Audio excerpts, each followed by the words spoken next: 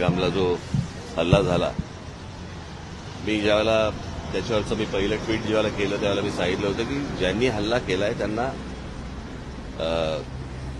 ते अतिरेकी दहशतवादी जे कोणी असतील त्यांना आपण धडा शिकवला पाहिजे आणि अत्यंत कठोर असा की त्यांच्या पुढच्या पिढ्यांना लक्षात राहायला पाहिजे. पण दहशतवादी हल्ल्याचं उत्तर युद्ध नसतं, कळलं का?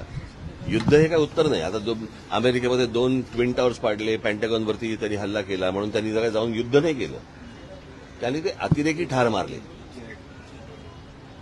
हे तुम्ही दुसऱ्या देशामध्ये युद्ध परिस्थिती आणायची आणि आता ते काय मॉक ड्रिल करायचं आणि मग ते सायरन वाजवणार वगैरे वगैरे.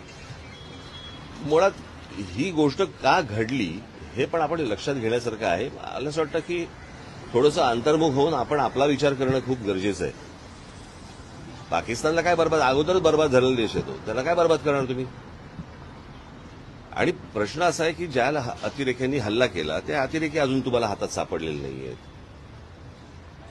ज्या ठिकाणी इतके हजारो काय ज्याला आपण पर्यटक जिथे जात आहेत, इतकी वर्ष जात आहेत, तिथे सिक्युरिटी का नव्हती, हे मला असं वाटतं हे प्रश्न जास्ती महत्वाचे आहेत. करा उन्हाळा कूल कूल गोकुळ सोबत